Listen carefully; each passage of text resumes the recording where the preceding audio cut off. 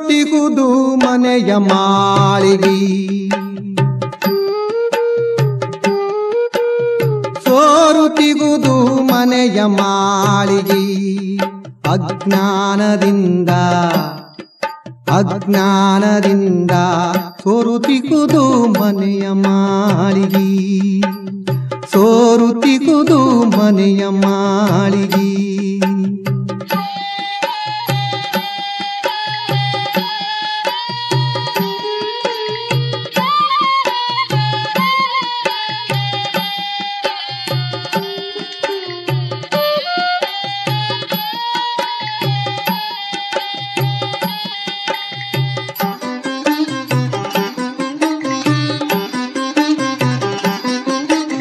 ಸೋರುತಿಗುದು ಮನೆಯ ಮಾಳಿಗೆ ದಾರುಗಟ್ಟಿ ಮಾಳ್ಪರಿಲ್ಲ ಸೋರುತಿಗುದು ಮನೆಯ ಮಾಳಿಗೆ ದಾರುಗಟ್ಟಿ ಮಾಳ್ಪರಿಲ್ಲ ಕಳಕತ್ತಲೆಯೊಳಗೆ ನಾನು ಮೇಲಕ್ಕೇರಿ ಹೋಗಲಾರೆ ಸೋರುತಿಗುದು ಮನೆಯ ಮಾಳಿಗೆ ಅಜ್ಞಾನದಿಂದ ಸೋರುತಿಗುದು ಮನೆಯ ಮಾಳಿಗೆ. ನಮಸ್ಕಾರ ವೀಕ್ಷಕರೇ, ಇದು ಒಂದು ವಿಶೇಷವಾದ ಸ್ಟೋರಿ ಅಂತ ಹೇಳ್ತಾನೆ. ಇದಕ್ಕೆ ನಾವು ಹೆಸರು ಕೊಡ್ತಾ ಇದ್ದೀವಿ ಬೆಂಗಳೂರು KIDB ಅತಿ ಆಸೆ ಗತಿಗೇಡಿನ ಫಿಕ್ಸ್ಡ್ ಡೆಪಾಸಿಟ್ ಕಥೆ. ಪಂಜಾಬ್ ನ್ಯಾಷನಲ್ ಬ್ಯಾಂಕ್ ಏನಿದೆಲ್ಲ ಇಲ್ಲಿ ರಾಜಾಜಿನಗರ ಬ್ರಾಂಚಿನ ಒಂದು ಇದು ಕಥೆ ಅಂತ ಹೇಳ್ಬೋದು. ವಿಷಯ ಎಲ್ಲೆಲ್ಲೂ ಹೋಗಿದೆ, ಯಾಕಂದ್ರೆ ಇದು 13 ವರ್ಷದ ಕಥೆ. ಇದು 13 ವರ್ಷದಿಂದನೇ ಹಾಗೆ ಬಂದಿದೆ ಹೇಳ್ಕೊಂಡು. ಸಮುದ್ರ ಮಂಥನ ಮಾಡ್ತಾ ಮಾಡ್ತಾ ಒಂದು ತಾರ್ಕಿಕ ಅಂತ್ಯಕ್ಕೆ ಧಾರವಾಡ KIDB ಬಂದಿದೆ, ED ಬಂದಿದೆ, CID ಅಂತೂ ಆಲ್ರೆಡಿ ತಮ್ಮ ಕೆಲಸ ಮಾಡಿದೆ. ಈಗ ಈ ವಿಶೇಷಕ್ಕೂ ಅದಕ್ಕೊಂದು ಸ್ವಲ್ಪ ನಿಮಗೆ ಲಿಂಕ್ ಕೊಟ್ಟು ಹೇಳ್ತೇನೆ, ಮಜಾ ಬರ್ತದೆ. ಯಾಕಂದರೆ ಈ ಕಥೆನೇ ಹಂಗಿದೆ. ವೀಕ್ಷಕರೇ, ಫಿಕ್ಸ್ಡ್ ಡೆಪಾಸಿಟ್ ಮಾಡಬೇಕು ಅಂತಂದರೆ 1 ವರ್ಷಕ್ಕೆ ಒಂದು ಕ್ಯಾಲ್ಕುಲೇಷನ್ ಇರ್ತದೆ. ಇಷ್ಟೊಂದು ಅಮೌಂಟ್ ಏನು ಮಾಡಬೇಕು, ಬಡ್ಡಿ ಬರ್ತದೆ, ಆ ಬಡ್ಡಿ SB ಅಕೌಂಟಿಗೆ ಹಾಕಬೇಕು ಅಂತ. 25 ಕೋಟಿ ರೂಪಾಯಿ ವೀಕ್ಷಕರೇ KIDB ಏನಿದೆಯಲ್ಲ 13 ವರ್ಷದ ಕೆಳಗೆ ಅಂದರೆ 2011-12ರಲ್ಲಿ ಪಂಜಾಬ್ ನ್ಯಾಷನಲ್ ಬ್ಯಾಂಕ್ ಅಲ್ಲಿಂದ ಗುದ್ದಾಡ್ತಾನೆ ಬರ್ತಾ ಇದೆ. ಅಂದರೆ 2012ಕ್ಕೆ ಹಾಕ್ತಿದ್ದ 13ಕ್ಕೆ ಮುಗಿಬೇಕು. ಇವಾಗ 2024 ಫಿಕ್ಸ್ಡ್ ಡೆಪಾಸಿಟು ಅಮೌಂಟು ಎಕ್ಕಡ ಪೊಯ್ಯ ಮತ್ತು ತೆರಿಯಾದಿ ಪೊಯ್ಯ ಅನ್ನಂಗೆ ಆಗ್ಬಿಟ್ಟಿದೆ. ಯಾಕಂದರೆ ತಮಿಳುನಾಡಿನ ಇಲ್ಲಿ ಸೇಲಂಗೆ ಅಲ್ಲಿ ಅಕೌಂಟಿಗೆ ಆಂತರಿಕ ಟ್ರಾನ್ಸ್ಫರ್ ಆಗಿದೆ ಅಂತ ಹೇಳಿ KIDB ಹೇಳ್ತದೆ. ಅವರು ಇಲ್ಲಿ CBI ಯಾಕೆ ಬಂತು ಅಂತ ಹೇಳಿದರೆ ಪಂಜಾಬ್ ನ್ಯಾಷನಲ್ ಬ್ಯಾಂಕ್ನವರು CBIಗೆ ಆ ಕೇಸನ್ನು ಕೊಟ್ಟಿದೆ. ಈ ಕಡೆ KIDB ಬೆಂಗಳೂರಿನವರು ಸಿವಿಲ್ ಸೂಟ್ ಹಾಕಿದ್ದಾರೆ, ರಿಕವರಿ ಸೂಟ್. ಏನು ಭಯಂಕರ ಗೊಂದಲ ಅಂತ ಹೇಳಿದರೆ ಇದನ್ನು ಎಳೆಯಾಗಿ ನಾವು ಹೇಳಿದರೆ ನಿಮಗೆ ಅರ್ಥ ಆಗುತ್ತೆ. ವೀಕ್ಷಕರೇ, ಡಾಕ್ಟರ್ ರಾಜ್ಕುಮಾರ್ ರೋಡ್ ಇಲ್ಲಿ ರಾಜಾಜಿನಗರದಲ್ಲಿ ಒಂದು ಬ್ರಾಂಚ್ ಇದೆ ಪಂಜಾಬ್ ನ್ಯಾಷನಲ್ ಬ್ಯಾಂಕ್. ಅಲ್ಲಿಗೆ KIDBನವರು 25 ಕೋಟಿ ರೂಪಾಯಿಯನ್ನ ಫಿಕ್ಸ್ಡ್ ಡಿಪಾಸಿಟ್ 1 ವರ್ಷಕ್ಕೆ ಇಟ್ಟಿರ್ತಾರೆ. 1 ವರ್ಷಕ್ಕೆ ಇಟ್ಟ ಮೇಲೆ ಇಲ್ಲಿ ಬಡ್ಡಿ ಅದು ಒಂದು ಆಸೆಗೆ ಹೇಳ್ತಾರಲ್ಲ, ಒಂದಿಷ್ಟು ಜಾಸ್ತಿ ಆಗಲಿ, ಒಂದು 0.5% 1% ಜಾಸ್ತಿ ಆದರೂ ಬರಲಿ ಅನ್ನೋ ಒಂದು ಉದ್ದೇಶದಿಂದ ಇಟ್ಟಿದ್ದಾರೆ. ಇಲ್ಲಿ ಏನಾಗಿದೆ, 25 ಕೋಟಿ FD ಇಟ್ಟ ಮೇಲೆ 25 ಕೋಟಿಯಲ್ಲಿ 12 ಕೋಟಿ ಬಡ್ಡಿ ಸಮೇತ ವಾಪಸ್ ಬರಲಿಕ್ಕೆ ತಿಣುಕ್ತಾ ಇದೆ. ಟ್ರೈ ಮಾಡೇ ಮಾಡ್ತಾರೆ. 13 ಕೋಟಿ ಬಂದಿದೆ. ಹೇಳ್ತಾರಲ್ಲ, ಓಡೋನ್ ಲಂಗೋಟಿ ಕಸ್ಕೊಂಡ್ರೆ ಲಾಭ, ನನಗೆ ಇವರದೇ ಆದ 13 ಕೋಟಿ ವಾಪಸ್ ಬಂದಿದೆ. ಅದು ಸೇಲಂನಿಂದ. ಸ್ವಲ್ಪ ಯೋಚನೆ ಮಾಡಿ, ಅಮೌಂಟ್ FD ಇಟ್ಟಿದ್ದು ಪಂಜಾಬ್ ನ್ಯಾಷನಲ್ ಬ್ಯಾಂಕ್ ರಾಜಾಜಿನಗರ ಕರ್ನಾಟಕದ ಈ ಬ್ರಾಂಚ್ನಲ್ಲಿ. ಇಲ್ಲಿ 13 ಕೋಟಿ ಬಂದಿದ್ದು ಪಂಜಾಬ್ ನ್ಯಾಷನಲ್ ಬ್ಯಾಂಕ್ ತಮಿಳುನಾಡಿನ ಸೇಲಂನಿಂದ. ಏನಿದು ಎತ್ತಣ ಮಾಮಲ ಇದು ಹೇಳ್ತಾರಲ್ಲ, ಎತ್ತಣ ಮಾಮರ ಎತ್ತಣಕ್ಕೆ ಹೋಗಿಲ್ಲ ಅಂತೇಳಿ. ಅಂದರೆ ನೀವು ಕೆಲವೊಂದು ಗೊಂದಲಗಳನ್ನು KIDB ಆಗ ಮಾಡ್ಕೊಂಡಿದೆ, ಅದನ್ನು ಅವರು ಒಪ್ಪಲೇಬೇಕು. ಯಾಕಂದರೆ ಇಲ್ಲಿ ಕರ್ನಾಟಕ ಪ್ರದೇಶ ಕೈಗಾರಿಕಾ ಅಭಿವೃದ್ಧಿ ಅಂದರೆ KIDB ಈ ಅಮೌಂಟ್ ತೊಗೊಳಿಕ್ಕೆ ಯಾಕೆ ತಿಣುಕ್ತಾ ಇದೆ? FD ತೊಗೊಳಿಕ್ಕೆ ಯಾರಾದರೂ ಕೋರ್ಟಿಗೆ ಹೋಗಿದ್ದು ನಾವು ಕೇಳೇ ಇಲ್ಲಲ್ಲ ಸ್ವಾಮಿ ಅನ್ನೋ ರೀತಿಯಲ್ಲಿ ಕೆಲವೊಂದು ಪ್ರಾಬ್ಲಮ್ ಇದ್ದಾವೆ ಸ್ವಾಮಿ. ಇಲ್ಲಿ ಒಂದಿಷ್ಟು ಹೊಗೆ ಬರ್ತಾ ಇದೆ. CBIನವರು ಕೂಡ ವರದಿಯನ್ನು ಕೊಟ್ಟಿದ್ದಾರೆ KIDBಗೆ. ಯಾಕಂದರೆ ಇಲ್ಲಿ ಪಂಜಾಬ್ ನ್ಯಾಷನಲ್ ಬ್ಯಾಂಕ್ನವರೇ ಕೊಟ್ಟಿದ್ದರು CBIಗೆ ಈ ಕೇಸನ್ನು. ಅದು ಕೂಡ ವಹಿಸಿ ಅಲ್ಲಿ ರಿಪೋರ್ಟ್ ಕೊಟ್ಟಿದೆ. ಹೆಚ್ಚು ಕಮ್ಮಿ 2 ಕೇಸ್ಗಳಾಗಿದ್ದಾವೆ ಅಂತ ಹೇಳ್ಬೋದು. ಪಂಜಾಬ್ ನ್ಯಾಷನಲ್ ಬ್ಯಾಂಕ್ನವರು CBI ಕೊಟ್ಟಿರೋದ್ರಿಂದ ಅದನ್ನು ಅವರು ವರದಿಯಲ್ಲಿ ಅದು ಏನಾನ ಹಾಳಾಗೋಗ್ಲಿ, ನಮ್ಮ ಅಮೌಂಟ್ ಬಂದ್ಬಿಡ್ಲಪ್ಪ 12 ಕೋಟಿ ಅಂತೇಳಿ KIDB ಬೆಂಗಳೂರಿನವರು ಬೆಂಗಳೂರಿನಲ್ಲಿ ಸಿವಿಲ್ ಸೂಟ್ ಹಾಕಿದ್ದಾರೆ ರಿಕವರಿಗೆ. ಇಲ್ಲಿ ವಿಧಾನಮಂಡಲದಲ್ಲಿ ಅದು ಮಾತು ಕೂಡ ಆಗಿತ್ತು. ಪಬ್ಲಿಕ್ ಆಡಿಟ್ ಕಮಿಟಿ ಅಂತ ಇರ್ತದೆ. ಇಲ್ಲಿ ಸಾರ್ವಜನಿಕ ಲೆಕ್ಕ ಪರಿಶೋಧನಾ ಅಂದ್ರೆ ಈಗ ಏನಾಗ್ಯಾವ ಅಂತೇಳಿ ಲೆಕ್ಕ ಪರಿಶೋಧನೆ ಮಾಡಬೇಕು, ಇಲ್ಲ ಅಂತಂದ್ರೆ ಎಲ್ಲ ಗುಳುಮ್ಸು ಆಗ್ಬಿಡ್ತಾವ ಅಂತೇಳಿ ಸಾರ್ವಜನಿಕ ಲೆಕ್ಕ ಪರಿಶೋಧನಾ ಸಮಿತಿ PSC ಸಭೆಯಲ್ಲಿಯೂ ಈ ವಿಷಯ ಚರ್ಚೆ ಬರ್ತದೆ. ಇಲ್ಲಿ ಹಣ ಮರಳಿಸಲಿಕ್ಕೆ ಅಂತ ಹೇಳಿ ಪಂಜಾಬ್ ನ್ಯಾಷನಲ್ ಬ್ಯಾಂಕಿಗೆ ಸ್ಪಷ್ಟ ಸೂಚನೆಯನ್ನು ಕೂಡ ನೀಡಲಾಗಿತ್ತು. ಇಲ್ಲಿ ವಿಧಾನಮಂಡಲದ ಪಬ್ಲಿಕ್ ಆಡಿಟ್ ಕಮಿಟಿಯಲ್ಲಿ ಏನಾಗಿತ್ತು ಅಂದ್ರೆ, ಇವು ಗೊಂದಲಗಳು ಯಾಕೆ ಆದ್ವು ಅನ್ನೋದಕ್ಕೆ ಹೇಳ್ತೇನೆ ನಿಮಗೆ. ಪಂಜಾಬ್ ನ್ಯಾಷನಲ್ ಬ್ಯಾಂಕ್ ವ್ಯವಸ್ಥಾಪಕ ನಿರ್ದೇಶಕ CEO ಅವ್ರಿಗೆ ಆರ್ಥಿಕ ಇಲಾಖೆ ಕಾರ್ಯದರ್ಶಿ ಪತ್ರ ಬರೀತಾರೆ. ಪಂಜಾಬ್ ನ್ಯಾಷನಲ್ ಬ್ಯಾಂಕ್ ಅಧ್ಯಕ್ಷರ ಜೊತೆಗೆ ಚರ್ಚಿಸಿದ್ದಾರೆ, 12 ಕೋಟಿ ತಕ್ಷಣ ವಾಪಸ್ ಮಾಡಿ ಅಂತ. ಯಾವಾಗ ಇದು ಪೀರಿಯಡ್ ಲಾಂಗ್ ಪೀರಿಯಡ್ ಆಗಿದೆ. ಇವಾಗ 12 ಕೋಟಿ ಅಂದ್ರೆ 13 ಬಂದದ ಸ್ವಾಮಿ, ನಮಗೆ 12 ಕೋಟಿ ಕೊಡಿ. ಇಲ್ಲಿ ಯಾರೋ ಒಂದಿಷ್ಟು ಜಾಸ್ತಿ ಕೊಡ್ತೀನಿ ಅಂತ ಹೇಳಿದ್ರಂತೆ. 18% ನಾವು ಹಾಕಿ ಕೊಡ್ತೀವಿ, ಬಡ್ಡಿ ಹಾಕಿ ಕೊಡ್ತೀವಿ ಅಂತ ಹೇಳಿದ್ರಂತೆ. ಇದನ್ನೆಲ್ಲ KIDB ಅವರು ನಂಬಿದ್ಯಾಕೆ, ಹೆಂಗೆ ನಂಬಿದ್ರು, ಯಾರು ನಂಬಿದ್ರು? RBI ರೂಲ್ಸ್ ಏನಿದೆ ಸ್ವಾಮಿ ಹೇಳ್ತಾರಲ್ಲ, ಪಂಜಾಬ್ ನ್ಯಾಷನಲ್ ಬ್ಯಾಂಕ್ ಇದೇನು ಸಣ್ಣದು ಈ ಪಿಗ್ಮಿ ತಗೊಳ್ಳೋಂಥ ಸಣ್ಣ ಫೈನಾನ್ಸ್ ಅಲ್ಲ, ಎಂಥದಲ್ಲ. ಎಲ್ಲ 1% 2% ಕೊಡ್ತೀವಿ ಅಂತೇಳಿ ಯಾವುದೋ ಸ್ಲಮ್ನಿಂದ ಆಡೋ ಆಟಗಳು ಅಲ್ಲ. ಒಂದು ವ್ಯವಸ್ಥಿತವಾದ ನ್ಯಾಷನಲೈಸ್ಡ್ ಬ್ಯಾಂಕ್ ಈ ರೀತಿ ಹೆಂಗೆ ಹೇಳುತ್ತದೆ, ಅದನ್ನು ಇವ್ರು ಹೆಂಗೆ ನಂಬಿದ್ರು ಅನ್ನೋದು ಒಂದು ಪ್ರಶ್ನೆ. KIDBನಲ್ಲಿ ಆ ಪರಿ ಮೂರ್ಖರಿದ್ರ?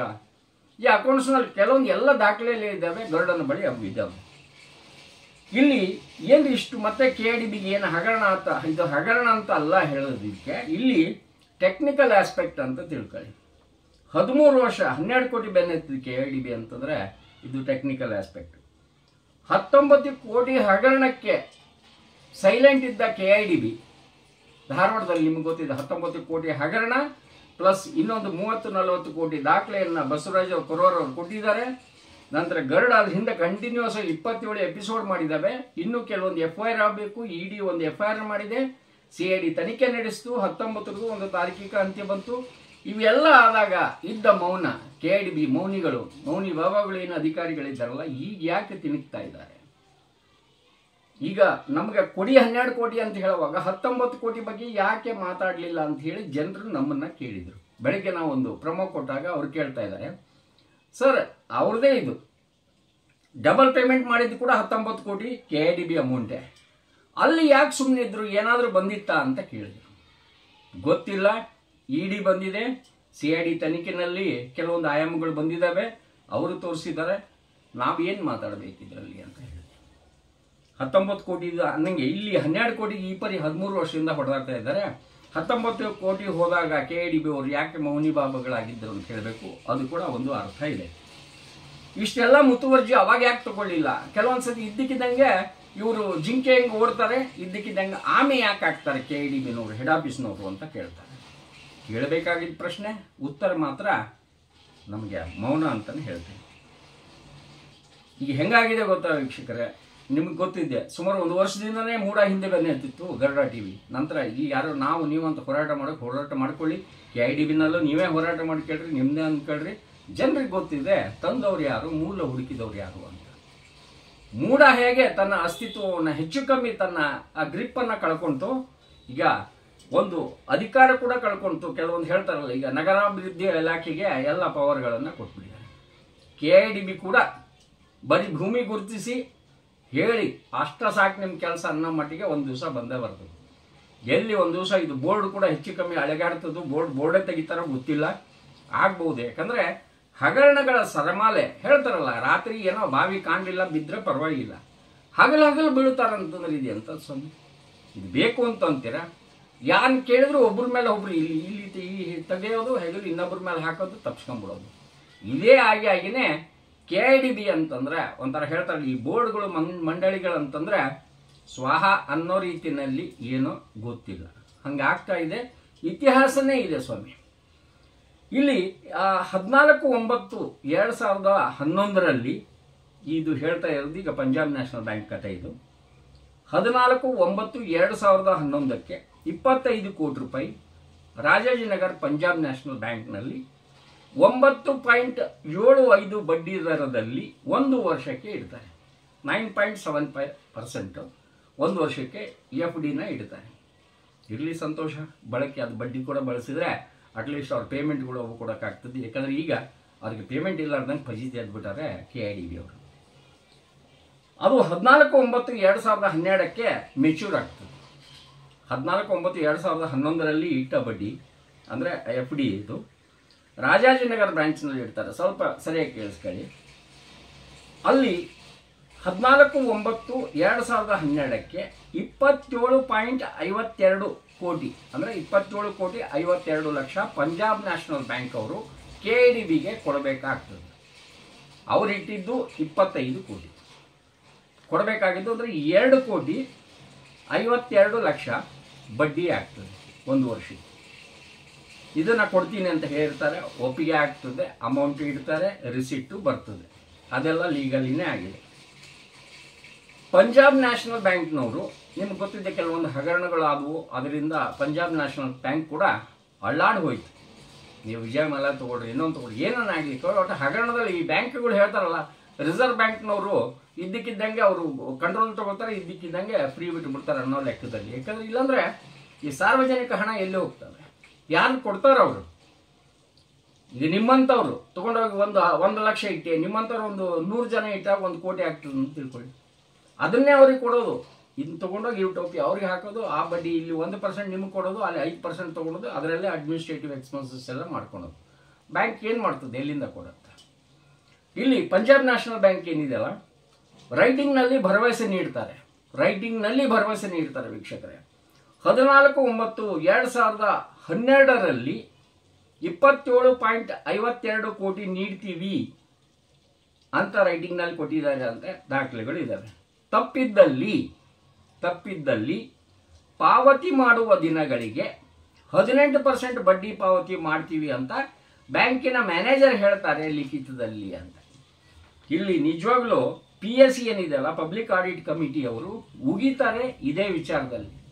ಸ್ವಾಮಿ ಅವ್ರು ಏನೇ ಹೇಳ್ತಾರೆ, ನಿಮಗೆ ಎಲ್ಲಿ ಹೋಗಿತ್ರಿ KIDB ಮಂದಿ, ನಿಮಗೇನು ಬುದ್ಧಿಗೆಟ್ಟಿದ್ರ ನೀವು ಅಂತ ಕೇಳಿತದು. ಉಗ್ದಿದ್ದಾರೆ, ಖರ್ಚಿಟ್ನಿಂದ ವರ್ಷಕೊಂಡಿದ್ದಾರೆ KIDB ಅಧಿಕಾರಿಗಳು, ನೆನಪಿರಲಿ. ನಂತರ ಏನಾಯ್ತು, ಲಿಖಿತದಲ್ಲಿ ಕೊಟ್ಟಿದ್ದಾರೆ. ಇವು ಯಾವ ರೀತಿ ಮೋಸ ಹೋದ್ರು ಅಥವಾ ಯಾವ ರೀತಿ ಅದು 12 ಕೋಟಿ ಡಿಲೇ ಆಗತ್ತೆ ಅನ್ನೋದಕ್ಕೆ ಇದು ಕಥೆ ಇದೆ. ನಂತರ ಈ ಹಣವನ್ನು ಪಂಜಾಬ್ ನ್ಯಾಷನಲ್ ಬ್ಯಾಂಕ್ ತಮಿಳುನಾಡಿನ ಸೇಲಂ ಶಂಕರಿ ವೆಸ್ಟ್ನಲ್ಲಿ, ನೀವು ನೋಡಬೇಕಾದ ಒಂಥರ ಇದು ನರ್ಮ್ ಬಿಲ್ಡಿಂಗು, ನರೇಗಾ ಬಿಲ್ಡಿಂಗ್ ಇದ್ದಂಗೆ ಇದಾವೆ. ಅವು ಹೇಳ್ತಾರಲ್ಲ ಸ್ಲಮ್ನಲ್ಲಿ ಒಂದಿಷ್ಟು ಕಟ್ಟಿರ್ತಾರಲ್ಲ ಅಂಥದ್ದು ಬ್ಯಾಂಕು. ಅಲ್ಲಿ ಹೋಗಿ 25 ಕೋಟಿ ರೂಪಾಯಿ. ಆ ಬಿಲ್ಡಿಂಗಿಗಾದ್ರೆ ಅಷ್ಟು ವ್ಯಾಲ್ಯೂ ಇದೆ ಇಲ್ಲ ಅಂತ ಗೊತ್ತಾಗಲ್ಲ, ನೀವು ಆ ಚಿತ್ರಣ ನೋಡಿದರೆ ನಿಮ್ಗೆ ಗೊತ್ತಾಗುತ್ತೆ. ಇಲ್ಲಿ 13 ಕೋಟಿ 12 ಕೋಟಿದು 2 FD ರಿಸಿಟ್ಗಳು ರೆಡಿ ಆಗ್ತವೆ. ಎಲ್ಲಿ? ಸೇಲಂನಿಂದ. ಈಗ ಸೇಲಂ ಶಂಕರ ವೆಸ್ಟ್ನಲ್ಲಿ ಅಕ್ರಮವಾಗಿ ವರ್ಗಾವಣೆ ಆಗಿದೆ ಅಂತ ಹೇಳ್ತಾರೆ. ಯಾಕೆ ಗೊತ್ತಾ? ನೀವಿಟ್ಟಿದ್ದು ರಾಜಾಜಿನಗರದಲ್ಲಿ, ಅದಾದ್ಮೇಲೆ ಮತ್ತೆ ಇಲ್ಲಿ 2 ರಿಸಿಟ್ಗಳು ಯಾಕೆ ಬಂದ್ವು ಅಂದ್ರೆ ಅಲ್ಲಿ ನಲ್ಲಿಫೈ ಆಯ್ತಾ ಹೆಂಗೆ? 25 ಅಲ್ಲಿ ಇಟ್ಟಿದ್ದಾರೆ, ಅಲ್ಲಿ 1 ವರ್ಷ ಆದ್ಮೇಲೆ ಮೆಚುರಿಟಿ, ಮತ್ತೆ 13 ಕೋಟಿ 12 ಕೋಟಿ. ಇವರು ಸೇಲಂ ಶಂಕರಿ ವೆಸ್ಟ್ನಲ್ಲಿ ತಮಿಳುನಾಡಿನ ಅದೇ ಬ್ಯಾಂಕ್ ಆಗಿರೋದ್ರಿಂದ ಅವ್ರವ್ರು ಏನಾದರೂ ಮಾಡ್ಕೊಳ್ಳಿ, ನಾವಂತೂ ನಿಮಗೆ ಡೆಪಾಸಿಟ್ ಕೊಡ್ತೀವಪ್ಪ, ನೀವು ಅಲ್ಲೇನ ಕೊಡ್ರಿ, ಡೆಲ್ಲಿಗೇನೆ ಕೊಡ್ರಿ, ನಮ್ಗೆ 1 ವರ್ಷ ಆದ್ಮೇಲೆ ನಮ್ಗೆ ಹಣ ವಾಪಸ್ ಕೊಟ್ಬಿಡಿ ಅಂತ KIDBನವರು ಕೇಳೋದು. ಸರಿ, ಇಲ್ಲಿ 2 FD ರಿಸಿಟ್ಗಳನ್ನ ಬ್ಯಾಂಕಿನ ಮ್ಯಾನೇಜರ್ KIDBಗೆ ನೀಡಿದ್ರು. KIDB ಇಲ್ಲಿ ತಗೊಂಡಿದ್ದು ಯಾಕೆ ಅನ್ನೋದು ಪ್ರಶ್ನೆಯನ್ನ PSC ಕೇಳ್ತದೆ. ಅವ್ರು ಏನೋ ಕೊಟ್ರು, ಅವಾಗ ಏನು ಉದ್ದೇಶದಿಂದ ಏನೋ ಇಲ್ಲಿ ಹೊಗೆ ಬರ್ತಾ ಇದೆ, ಏನೋ ಮಿಸ್ ಹೊಡಿತಾ ಇದೆ ಅಂತ ಹೇಳಿ ಅದೇ ಈಗ ಕಂಡುಹಿಡಿಬೇಕು. ಅಲ್ಲಿ 25 ಕೋಟಿ ರೂಪಾಯಿದು ಒಂದು ಸತಿ ಅಖಂಡವಾಗಿ ನೀವು FD ರಿಸಿಟ್ ತಗೊಂಡ್ಮೇಲೆ ಮತ್ತೆ 13 ಕೋಟಿದೊಂದು 12 ಕೋಟಿದೊಂದು 2 ಅದು ಎದಕ್ಕೆ ಕೊಟ್ಟರು? ನೀವು KIDB ಮಂದಿ ನೀವು ಹೆಂಗೆ ತಗೊಂಡ್ರಿ, ಮಂಡಳಿಯವ್ರು ನೀವು ಹೆಂಗೆ ಒಪ್ಪಿದ್ರಿ? ಈ KIDB ತಲೆ ಕಡಿಸ್ಕೊಳ್ಳಿಲ್ಲ ಅವ್ರು. ಯಾಕಂದ್ರೆ ಒಂದು ಬ್ರಾಂಚಿನಿಂದ ಇನ್ನೊಂದು ಬ್ರಾಂಚಿಗೆ ಅವ್ರು ಏನು ಮಾಡಿದ್ರು, ಅವ್ರು ಹೋದ್ಮೇಲೆ ಅದು ನಿಮ್ಮ ಆಂತರಿಕ ಮ್ಯಾಟ್ರ್ ಬಿಡಪ್ಪ, ನಮಗೇನು ಸಂಬಂಧ ಇಲ್ಲ, ಒಟ್ಟು ನಮಗೆ 25 ಕೋಟಿ ರೂಪಾಯಿ ಪ್ಲಸ್ ಬಡ್ಡಿ ಬಂದರೂ ಸಾಕು ಅಂತ ಹೇಳಿ ಅವ್ರು ಸುಮ್ಮನೆ ಇರ್ತಾರೆ. ಇಲ್ಲಿ ಕೇಳೋದು ಆಡಿಟ್ ಕಮಿಟಿ ಅವ್ರು ಕೇಳೋದು, ಅವ್ರು ಏನೇನು ಎಷ್ಟಂತ ರಿಸಿಟ್ ತಗೋತೀರಿ. ಇನ್ನು ಇನ್ನೊಂದು ಬ್ರಾಂಚ್ಗೆ ಹೋಗ್ತದೆ, ಅವ್ರು ಒಂದು 10 ಕೋಟಿದೊಂದು ಮತ್ತೊಂದು 15 ಕೋಟಿದೊಂದು ಕೊಟ್ಟರೆ ತೊಗೊಂಡ್ಬಿಡ್ತೀರಾ ಅಂತ ಅನ್ನೋ ಅರ್ಥದಲ್ಲಿ ಅವರು ಕೇಳಿದ್ದಾರೆ. ಸತ್ಯ ಕೂಡ ಅದು. 7/9/2012ಕ್ಕೆ 11ಕ್ಕೆ ಇಡ್ತಾರೆ. 7/9/2012ಕ್ಕೆ KIDB ಅದು FDದು ಸಮಯ ಮುಗೀತು. ನಮ್ಮ 25 ಕೋಟಿ ರೂಪಾಯಿ ಪ್ಲಸ್ ಬಡ್ಡಿ 2.52 ಕೋಟಿ ಸೇರಿ 27.52 ಕೊಡಿಯಪ್ಪ ಅಂತ ಕೇಳ್ತಾರೆ. ಸಹಜ. ಸೇಲಂನ ವೆಸ್ಟ್ ಶಾಖೆಯವರು 13/9/2012 13 ಕೋಟಿ ಪ್ಲಸ್ ಬಡ್ಡಿಯನ್ನು ನೀಡ್ತಾರೆ. ರಾಜಾಜಿನಗರದವರು ಅಲ್ಲ, ಕನ್ಫ್ಯೂಸ್ ಆಗಬೇಡ್ರಿ, ಸೇಲಂನವ್ರು ನೀಡ್ತಾರೆ. ಇವರು ಅದನ್ನು ಕೊಟ್ಟಾಗ KIDB ಅವರು ತಗೋತಾರೆ. ಸ್ವಾಮಿ ನಾವು ಯಾವ ಬ್ರಾಂಚಿಗೆ ಬಂದಿದ್ದೀವಿ ಅಷ್ಟೇ ಸಾಕು ನಮಗೆ, ನೀವೇನಾರ ಮಾಡಿ ನೀವೇ ಕೊಡಿಸ್ರಿ ಅಂತ ಇಲ್ಲಿ ತಗೊಳ್ಳಿಲ್ಲ, ಅಲ್ಲಿ ಕೊಟ್ಟರು ಇವ್ರು ತಗೊಂಡ್ರು. ಸೇಲಂನವ್ರು ಏನು ಹೇಳಿದ್ದು KIDB ಅವರು ಒಪ್ಕೊಂಡಿದ್ದಾರೆ, ರಿಸೀಟ್ಗಳು ತಗೊಂಡಿದ್ದಾರೆ. ಇಲ್ಲಿ ಚೆನ್ನಾಗಾಯ್ತಲ್ಲ, 13 ಕೋಟಿ ಪ್ಲಸ್ ಬಡ್ಡಿ ಬಂತ ತಗೊಳ್ರಿ. ನಂತರ ಇನ್ನ 12 ಕೋಟಿ ಪ್ಲಸ್ ಇಂಟ್ರೆಸ್ಟ್ ಅನ್ನ ವಾಪಸ್ ಕೊಡ್ರಿ ಅಂತ ಕೇಳ್ತಾರೆ ಅವ್ರು. ಯಾಕಂದ್ರೆ 2 ರಿಸಿಟ್ ಸ್ಪ್ಲಿಟ್ ಆಗಿ ಕೊಟ್ಟಿರ್ತಾರೆ, ಒಂದು 13 ಒಂದು 12. ಅವಾಗ 21/9/2012ಕ್ಕೆ KIDB ರಾಜಾಜಿನಗರ ಮ್ಯಾನೇಜರ್ ಅದಕ್ಕೆ ಅಂದ್ರೆ 21/9/2012ಕ್ಕೆ KIDB ರಾಜಾಜಿನಗರ್ ಮ್ಯಾನೇಜರ್ಗೆ ಒಂದು ಪತ್ರ ಬರೀತದೆ. ಸ್ವಾಮಿ 13 ಬಂತು, ಇನ್ನು 12 ಎಕ್ಕಡ ಅಂತ ಕೇಳ್ತಾರೆ. ಅದು ಹಾಗೆ 13 ವರ್ಷ ಆದ್ರೂ ಕೂಡ ಎಕ್ಕಡ ಸಭೆಯಂಗ ಓಡಾಡ್ತಾ ಇದ್ದಾರೆ KIDB ಅವರು. ಎಕ್ಕಡ ಅಂತಾನೆ ಗೊತ್ತಾಗ್ತಾ ಇಲ್ಲ. ಆ ಎಕ್ಕಡ ಬೇರೆ, ಈ ಎಕ್ಕಡ ಬೇರೆ ಅಂದ್ರೆ ಇದು ಎಲ್ಲಿ ಅಂತ ಕೇಳ್ತಾರೆ. ಖಾರವಾಗಿ ಬರೀತಾರೆ, ಹಣ ಕೊಡಿ, ಇಲ್ಲ ನಾವು ಬಡ್ಡಿಯನ್ನ ದಂಡ ರೂಪದಲ್ಲಿ ವಾಪಸ್ ಪಾವತಿ ಮಾಡಬೇಕು ಅಂತ. ಯಾಕಂದ್ರೆ 18% ಬಡ್ಡಿ ತಪ್ಪಿದ್ರೆ ಕೊಡ್ತೀವಿ ಅಂತ ನೀವು ಬರ್ದಿರಿ. ಇಲ್ಲಿ PSC ಅವ್ರು ಕೇಳೋದು, ಅವ್ರು 18 ಅಂತಾರ, ಇಲ್ಲ 80 ಅಂತಾರೆ, ನೀವು ಹೆಂಗೆ ಒಪ್ಕೊಂಡ್ರೆ ನಿಮ್ಗೇನು ಬುದ್ಧಿ ಇಲ್ವಾ ಅಂತ ಬೈದಿದ್ದೆ. ಅದಕ್ಕೆ ನೀವು ಹೇಳಿದ್ರೆ ರೈಟಿಂಗ್ನ ಕೊಟ್ಟಿರಿ. ಇಲ್ಲಿ 18% ಬಡ್ಡಿ ಕೊಡ್ತೀವಿ ಅಂದ ತಕ್ಷಣ ನಂಬ್ತಾರೆ ಹೆಂಗೆ KIDB ಅವರು, ಅದೇ ಗೊತ್ತಿಲ್ಲ. ವಿಚಿತ್ರವಾದ ಜನಗಳು ಅಲ್ಲಿದ್ದಾರೆ, ಇದ್ರು. ಯಾಕಂದ್ರೆ ಈಗ ಇದ್ದವ್ರು ಯಾರು ಅಲ್ಲ ಪಾಪ ಹೇಳ್ಬೋದು, ಮುಂಚೆ ಇದ್ದವ್ರು ಬೇರೆ. ಯಾಕಂದ್ರೆ ಅವ್ರು ಮಾಡಿದ ರಾಡಿಗಳನ್ನು ಬರೆಸ್ತಾ ಇದ್ದಾರೆ. ಧಾರವಾಡದಲ್ಲೂ ಹಾಗೆ ಹಳೆ SLO ಕುರ್ಚಿನಲ್ಲಿ ಮಾಡಿ ಹೋಗಿದ್ದನ್ನ 2 ಪಾಪ ಈಗ ನವೀನ್ ಹುಲ್ಲೂರವರು ಬೆಳೀತಾ ಇದ್ದಾರೆ. ಅದು ಹಂಗಾಗಿದೆ. 21/9/2012ಕ್ಕೆ ಬರೆದ ಈ ಪತ್ರಕ್ಕೆ ಪಂಜಾಬ್ ನ್ಯಾಷನಲ್ ಬ್ಯಾಂಕ್ ರಾಜಾಜಿನಗರ ಅವರು ಪತ್ರ ಬರೀತಾರೆ. ಅಂದರೆ 8 ದಿವಸದ ನಂತರ 29/9/2012ಕ್ಕೆ 13 ಕೋಟಿ ಪ್ಲಸ್ ಇಂಟ್ರೆಸ್ಟ್ ಈಗಾಗಲೇ ಸೇಲಂ ಶಂಕರಿ ವೆಸ್ಟ್ ಬ್ರಾಂಚ್ನಿಂದ ಕೊಟ್ಟಾರೆ, ನಿಮ್ಗೆ ಬಡ್ಡಿ ಸಮೇತ ಕೊಟ್ಟಾರ ಸ್ವಾಮಿ. ನಿಮಗೀಗ ಈಗೇನೈತಲ್ಲ ಬ್ಯಾಲೆನ್ಸ್ ಏನೈತಲ್ಲ 13 ಪ್ಲಸ್ 12 2 ನಿಮಗೆ ರಿಸೀಟ್ ಕೊಟ್ಟಿದ್ದಾರೆ. ಈ ಹಣಕ್ಕೆ ಅಲ್ಲೇ ವ್ಯವಹರಿಸ್ಬಿಡ್ರಿ ಅಂತ ಹೇಳ್ತಾರೆ. ಅಂದ್ರೆ ತಮ್ಮ ಜವಾಬ್ದಾರಿಗಳನ್ನು ತೆಗೆದು ಹಾಕಿಬಿಟ್ರು ಅವರು ಸೇಲಂ ಬ್ರಾಂಚಿಗೆ. ಇವ್ರಂತ ನಮ್ಗೆ ಅವ್ರದ್ದು ನಿಮ್ದು ಬ್ರಾಂಚ್ ನಿಮಗೆ ಸಂಬಂಧ, ನಮಗೆ ಸಂಬಂಧ ಇಲ್ಲ, ಜಗ್ಗಾಟಾಗಿ. ಈಗ ಅದಕ್ಕೆ KIDB ಅವರು ಅಂತಾರೆ 25 ಕೋಟಿ ನಾವು ರಾಜಾಜಿನಗರ ಬ್ರಾಂಚ್ ಇಲ್ಲಿ ಕರ್ನಾಟಕದಲ್ಲಿ ನಾವು ಇಟ್ಟಿದ್ದೀವಿ, ನಿಮ್ಮ ಬ್ರಾಂಚ್ನಲ್ಲಿ ನೀವೇ ಕೊಡಬೇಕು ಅಂತ ಇವ್ರು ಕೇಳ್ತಾರೆ. ಇಲ್ಲಿ ಸಿವಿಲ್ ಸೂಟ್ ಆಯಿತು, ಈಗ ಜಗ್ಗಾಟಿಗಳ ಮಧ್ಯೆ ನೀವೇ ಕೊಡಬೇಕು. ಈ ನಿಮ್ಮ ಆಂತರಿಕ ವರ್ಗಾವಣೆ ಏನಿರ್ತಾವಲ್ಲ 13 ಪ್ಲಸ್ 12 ನೀವು ಯಾರಿಗೇನೆ ಕೊಟ್ಕೊಳ್ರಿ, ನೀವು ಜನಕ್ಕೆ ಲೋನ್ ಕೊಟ್ಕೊಳ್ರಿ. ನಮ್ಗೆ 25 ಕೋಟಿ ಕೊಟ್ಟಿದ್ವಿ 1 ವರ್ಷಕ್ಕೆ ಅಂತ ಹೇಳಿರಿ, ಅಲ್ಲೇ ಕಡೆಗೆ ಅದನ್ನು ಕೊಡಲಿಲ್ಲ ನೀವು, ಈಗ 18% ಅಂತ ಹೇಳಿದ್ರಿ, ಅದು ಬೇಕೇ ಬೇಕು ನಮಗೆ ಅಂತ ಕುಂತಾರೆ ಇವರು. ವರ್ಗಾವಣೆ ಇತ್ಯಾದಿ ರಗಳೇ ಬೇಡ ಅಂತ ಹೇಳಿದಾಗ 12 ಕೋಟಿ ಪ್ಲಸ್ ಬ್ಯಾಲೆನ್ಸ್ ಬಡ್ಡಿ ಕೊಡ್ರಿ ಅಂತ ಕೇಳ್ತಾರೆ. ಕೇಳ್ತಾನೆ ಬಂದಿದ್ದಾರೆ, ಕೇಳ್ತಾನೆ ಇದ್ದಾರೆ. ಇಲ್ಲಿ KIDB ಪತ್ರಕ್ಕೆ ರಾಜಾಜಿನಗರ ಮ್ಯಾನೇಜರ್ ಉತ್ತರ ಬರೀತಾರೆ. ಶಂಕರಿ ವೆಸ್ಟ್ ಶಾಖೆಯು 9.75% ಬಡ್ಡಿ ಭರವಸೆ ನೀಡಿದ್ದರಿಂದ ಮಂಡಳಿ ಸೂಚನೆಯಂತೆ ತಿಳ್ಕೊಳ್ರಿ, ಮಂಡಳಿಯ ಸೂಚನೆಯಂತೆ ಹಣವನ್ನು ಆ ಶಾಖೆಗೆ ವರ್ಗಾವಣೆ ಮಾಡಿದ್ದೀವಿ. ಈ ಬ್ರಾಂಚ್ ಮ್ಯಾನೇಜರ್ ಏನಿದೆಲ್ಲ ರಾಜಾಜಿನಗರ್ ಅವರು, ಪಂಜಾಬ್ ನ್ಯಾಷನಲ್ ಬ್ಯಾಂಕ್ ಅವರು ಉತ್ತರ ರೈಟಿಂಗ್ನಲ್ಲೇ ಕೊಟ್ಟಿದ್ದಾರೆ. ಶಂಕರಿ ವೆಸ್ಟ್ ಶಾಖೆಯ 9.75% ಬಡ್ಡಿ ಭರವಸೆ ನೀಡಿದ್ದರಿಂದ ಮಂಡಳಿಯ ಸೂಚನೆಯಂತೆ ಅಂತ ಬರೆದಿದ್ದಾರೆ. ಯಾವ ಮಂಡಳಿಯ ಸೂಚನೆ, ಯಾಕೆ ಅಂತ ಅನ್ನೋದು ಇಲ್ಲಿ ಪ್ರಶ್ನೆ ಅಂಡರ್ಲೈನ್ ಮಾಡ್ತಾರೆ. ಇಲ್ಲಿ KIDBನಲ್ಲಿ ಯಾರು ಹೇಳಿದ್ರು ಆಯ್ತು ಕೊಟ್ಬಿಡಿ ಅಂತ ಹೇಳಿದ್ರಾ? ಈಗ ಯಾರು ಇದಕ್ಕೆ ಬೆಕ್ಕಿನ ಕೊಳ್ಳಿಗೆ ಗಂಟೆ ಕಟ್ಟೋದು ಯಾರು? ಈ ಅಮೌಂಟ್ ಎಲ್ಲಿ ಹೋಯಿತು, ಯಾಕೆ ಬರ್ತಾ ಇಲ್ಲ ಇನ್ನು ಯೋಚನೆ ಮಾಡಿ. ಈ ಪ್ರಕರಣ ತನಿಖೆ ಪಂಜಾಬ್ ನ್ಯಾಷನಲ್ ಬ್ಯಾಂಕ್ನವರು ಯಾಕೆ ಕಿರಿಕಿರಿ ಆಗೈತೆ ಅಂತ ಹೇಳಿ CBIಗೆ ಕೊಡ್ತಾರೆ. ಯಾಕಂದರೆ ಹೇಳ್ತಾರಲ್ಲ ಸೆಂಟ್ರಲ್ ಆಗಿರೋದ್ರಿಂದ ನೀವು CBI ಕೊಟ್ಬಿಟ್ಟು ಆ ಬ್ರಾಂಚ್ನಾಗ ಏನೋ ಗೊಂದಲ ಐತಿ ಹೋಗ್ರಿ CBI ಅಂತೇಳಿ CBI ಅನ್ನೋರು ತನಿಖಾ ವರದಿಯನ್ನು KIDBಗೆ ಕೊಡ್ತಾರೆ. ಕೇಸ್ ಎಲ್ಲೆಲ್ಲಿ ಹೋಗುತ್ತೆ ನೋಡ್ರಿ ಒಂದು FD ಅಂತಂದ್ರೆ ಹೇಳ್ತಾರಲ್ಲ, ಇದೇನೋ ಮಾಡೋಕೆ ಹೋಗಿ ಬಿಲ್ಡಿಂಗ್ ಮೈ ಮೇಲೆ ಬಿದ್ದಂಗೆ ಆಗ್ತದೆ. ಈಗ 12 ಕೋಟಿ ರೂಪಾಯಿ ಪ್ಲಸ್ ಇಂಟ್ರೆಸ್ಟ್ಗೆ KIDB ಸಿವಿಲ್ ಸೂಟ್ ರಿಕವರಿ ಹಾಕಿದೆ. ಹಣ ಮರಳಿ ಪಡೆಯಲು ಕ್ರಮ ಕೈಗೊಂಡ್ರು. 13 ವರ್ಷ ಆಯ್ತು ಸ್ವಾಮಿ, ರೊಕ್ಕ ವಾಪಸ್ ಬಂದಿಲ್ಲ.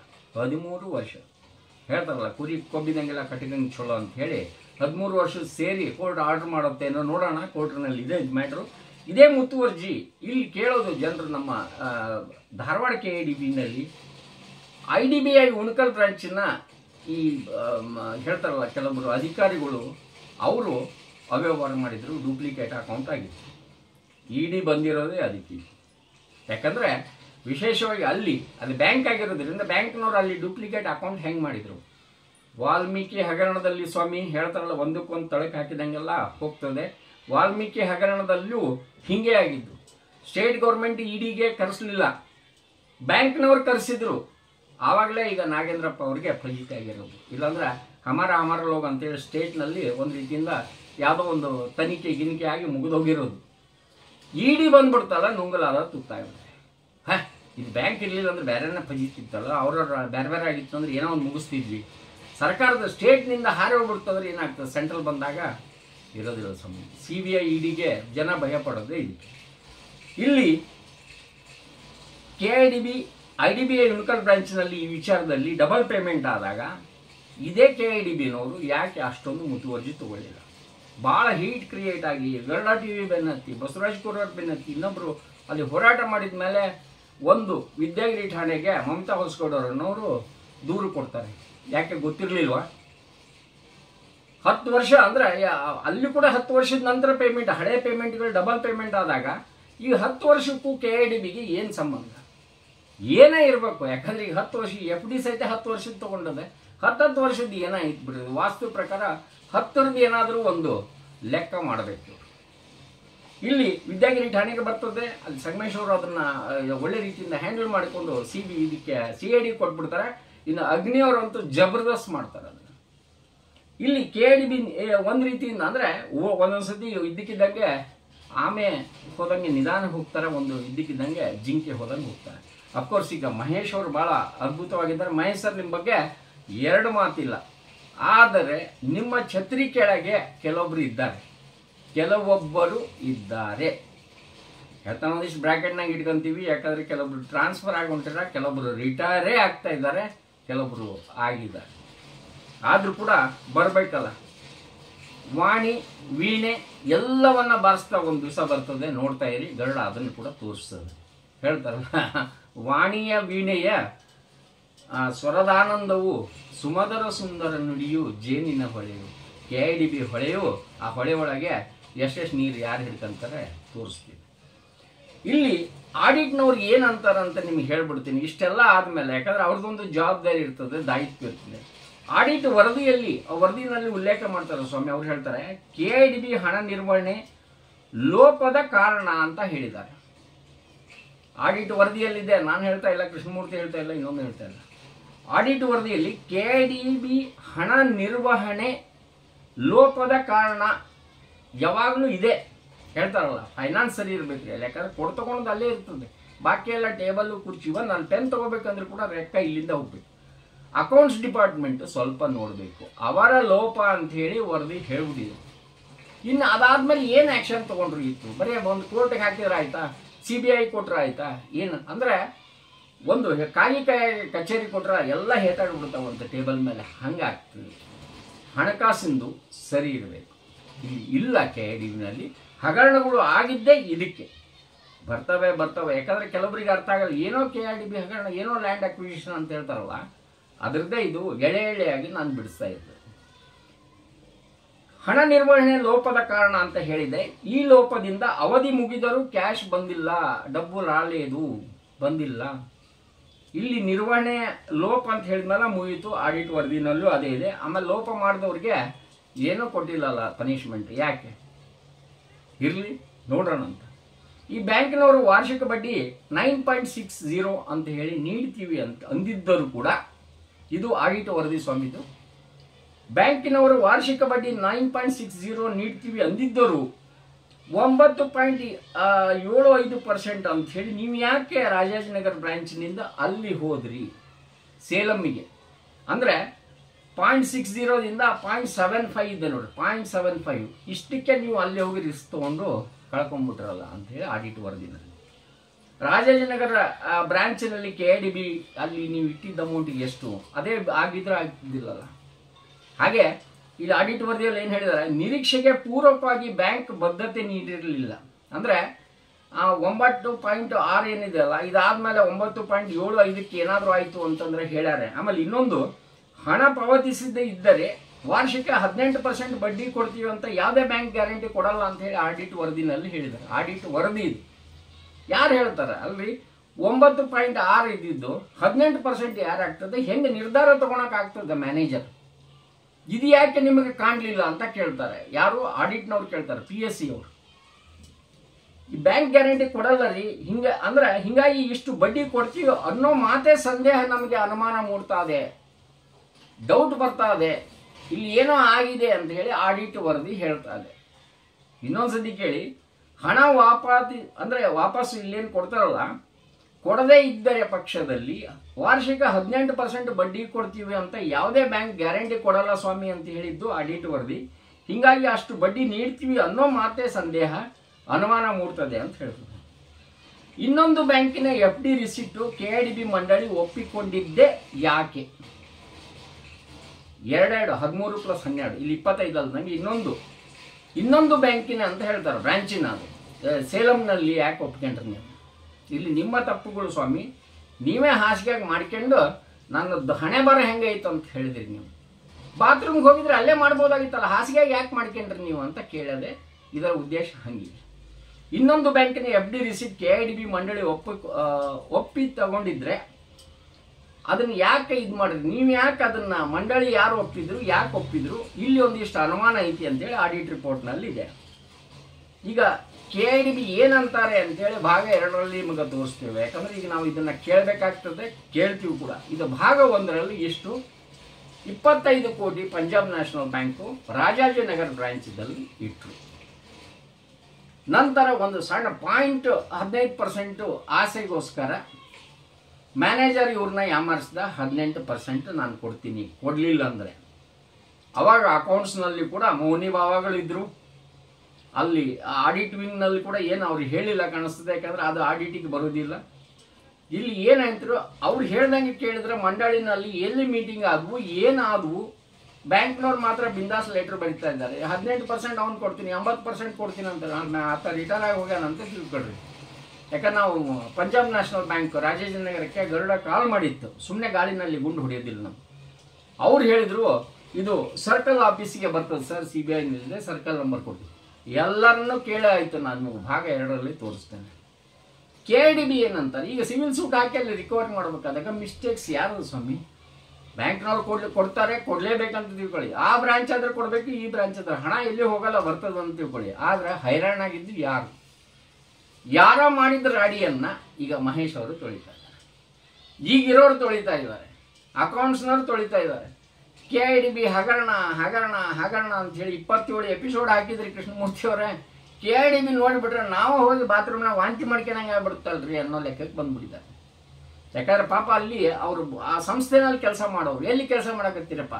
KIDB ಮಾಡಕತ್ತಾರೆ. ಹಂಗಾರೆ ನಿಮಗೆ ಹೆಣ್ಣು ಕೊಡೋದಲ್ಪ, ಏನೋ ಸಿಕ್ಕಾಪಟ್ಟೆ ಬರಕತ್ತಾವ. ಈಗ ಹೆಂಗಾಗ್ಬಿಟ್ಟಿದೆ, ಮೂಡೋದಲ್ಲಿ ಮಾಡಿದ್ರು, ಮೂಡೋದೆ ಬೇಡ್ಬಿಡಪ್ಪ, ಏನೈತಿ, ಹಿಂಗೆ ಅನುಮಾನ ಬರಂಗಾಗಿದ್ದು ಅದನ್ನು ಮಾಡಿಕೊಂಡವ್ರೆ ಇಲ್ಲಿ ಅವ್ರೆ. ಹೊರಗಿನ ದೆವ್ವಗಳನ್ನು ಒಳಗೆ ಬಿಟ್ಕೊಂಡು ಆಮೇಲೆ ಮಂತ್ರ ಹಾಕಂತ ಕೂತ್ಕೊಂಡ್ರೆ ಏನು ಉಪಯೋಗ? ಹುಷಾರಾಗಿರಿ, ಇನ್ನಾದರೂ ಚೆನ್ನಾಗಿ ಕೆಲಸ ಮಾಡಿ. KIDBನಲ್ಲಿ 19 ಕೋಟಿ ಅಲ್ಲದೆ ಇನ್ನೂ ಹಗರಣಗಳು ಇದ್ದಾವೆ. ಯಾರು ಏನು ಹರ್ಕೊಂತಾರೆ ಅನ್ನೋ ಲೆಕ್ಕದಲ್ಲಿ ಕೂಡ ಕೆಲವೊಬ್ರು ಇದ್ದಾರೆ. ಹರಿದು ಬಿಡಿ ಅಂತ ಹೇಳ್ತಾನೆ. ಎಲ್ಲವೂ FIR ಆಗಲಿ, ಎಲ್ಲವೂ ಒಂದು ರೀತಿಯಿಂದ ಇದು CBI ಹೋಗಲಿ, ಇಲ್ಲ CID ಅವರಿಗೆ ಇನ್ನೊಂದು ಕೋಟಿ ಕೆಲವೊಂದು ಹಗರಣಗಳನ್ನ, ಯಾಕೆ ಇನ್ನೂ ಬಹುಕೋಟಿ ಹಗರಣಗಳಿದ್ದಾವೆ. ಇಲ್ಲಿ ರಿಪೋರ್ಟ್ಗಳು ಅವಿವು ಹಾಕಿ ಸೆಟ್ಟಿಂಗ್ ಯಾವುದು ಬೇಡ. ಯಾಕಂದ್ರೆ ಅದು ಕೊನೆಗೆ ED CBI ಬಂದಾಗ ಗೊತ್ತಲ್ಲ, ಎಲ್ಲರನ್ನು ಯಾರು ರಿಪೋರ್ಟ್ ಹಾಕ್ಯಾರ ಅವ್ರಿಗೆ ಸಹಿತ ನೋಟಿಸ್ ಬರಕ್ಕೆ ಹಾಕ್ಬಿಡ್ತಾವೆ. ನೋಟಿಸ್ಗಳ ಸರಮಾಲೆ ಮುಂದುವರೆದಿದೆ, ತನಿಖೆ ನಡೀತಾ ಇದೆ. ತಿಂದವರು ಯಾರು ಸಮಾಧಾನದಿಂದ ಇಲ್ಲ ವೀಕ್ಷಕರು. ನಗ್ತಾ ಇದ್ದಾರೆ, ಅವರ ನಗುವಿನಲ್ಲಿ ನಗು ಇಲ್ಲ. ಗರುಡನಿಗೆ ಅವರ ಗರುಡ ನೋಟದಲ್ಲಿ ಕಂಡಿದೆ. ಈಗ ಮಹೇಶ್ ಸರ್ ಅವರು ಭಾಳ ಅದ್ಭುತವಾದ ಅಲ್ಲಿ ಅಧಿಕಾರಿಗಳಿದ್ದಾರೆ. ಅವರು ಇದಕ್ಕೆ 100%, ಯಾಕಂದರೆ ಯಾವುದೇ ಮುಲಾಜಿ ಆ ವ್ಯಕ್ತಿಗಿಲ್ಲ. ನಾವು ಸಾಕಷ್ಟು ಜೊತೆಗೆ ಮಾತಾಡಿದ್ದೀವಿ, ಗುದ್ದಾಡಿದ್ದೀವಿ, ಎಲ್ಲ ಆಗಿದ್ದೇವೆ. ನಾ ಕಂಡ ಬೆಸ್ಟ್ ಅಧಿಕಾರಿ ಮಹೇಶ್ ಸರ್, ಡಾಕ್ಟರ್ ಮಹೇಶ್ ಅವರು ಅಂತ ಹೇಳ್ತಾ, ಇದರಿಂದ ಅವರನ್ನು ಕೂಡ ಗರುಡ ಮಾತಾಡಿಸ್ತದೆ ಭಾಗ 2ರಲ್ಲಿ. ಇದಕ್ಕೆ ಏನಾಗಿದೆ ಅಂತ ಹೇಳ್ತಾ, ಈಗ ನಾವು ಹೇಳ್ತಾರಲ್ಲ, ಉಪ್ಪು ತಿಂದವ್ರು ನೀರು ಕುಡಿಬೇಕನ್ನೋರಿಗೆ ಅವತ್ತಿನ ನಾವು ಮಹೇಶ್ ಅವ್ರಿಗೆ ಕೇಳೋ ಪ್ರಶ್ನೆ ಇಷ್ಟೇ, ಸರ್ 2 ರಿಸೀಟ್ ಅವಾಗ ಒತ್ಕೊಂಡ್ರಲ್ಲ, ಅವ್ರ ಮೇಲೆ ಏನು ಕ್ರಮ ಇದೆ? ಬರೀ ಈಗ ನಿಮ್ಮ ರಿಕವರಿ ಕೋರ್ಟ್ನಲ್ಲಿದೆ, ಸರಿ ಒಪ್ಪಣಂತೆ. ಆದರೆ ಇವು ಮಾತುಗಳೇನಿದಾವಲ್ಲ, ಈ ಕೋರ್ಟ್ನಲ್ಲಿ ಅಲ್ಲ. ಇವು 25 ಕೊಡಬೇಕಾಗಿತ್ತು, 25 ಕೊಡಿಸಿ ವಿತ್ ಇಂಟ್ರೆಸ್ಟ್ ಅಂತ ಕೋರ್ಟಿಗೆ ಹೋಗಿದ್ರಿ. ಆದರೆ ಇಲ್ಲಿ ಆಡಿಟ್ ರಿಪೋರ್ಟ್ನಲ್ಲಿ ಬಂದಿರುವ ಕೆಲವೊಂದು ಪ್ರಶ್ನೆಗೆ ಮಹೇಶ್ ಸರ್ ತಾವು ಉತ್ತರ ಕೊಡಲೇಬೇಕಾಗ್ತದೆ. ನಿಮ್ಮ ಹತ್ರ ಬರ್ತೀವಿ. ಹಾಗೆ ವೀಕ್ಷಕರೇ, ಅದನ್ನೆಲ್ಲ ಪ್ರಸಾರ ಮಾಡ್ತೀವಿ. ಈಗ ಹೇಳೋದು, ಅತಿ ಆಸೆ ಗತಿಗೇಡು. ನಮಸ್ಕಾರ. ಈ ಕಾರ್ಯಕ್ರಮದ ಪ್ರಾಯೋಜಕರು ಪ್ರಿಂಟ್ ಪಾಯಿಂಟ್, ಕಿಟಲ್ ಕಾಲೇಜ್ ಹತ್ತಿರ, ಟಿಬಿ ರೋಡ್, ಧಾರವಾಡ. ನಮ್ಮಲ್ಲಿ ಎಲ್ಲ ತರಹದ banner print, colour print, offset print ಸೇವೆ ಇದೆ. ಬ್ಯಾನರ್ ಆಗಲಿ, ಕಲರ್ ಪ್ರಿಂಟ್ ಆಗಲಿ, ಸ್ಪಷ್ಟತೆಗೆ ಕನ್ನಡಿ. Print point, the print solution under one roof.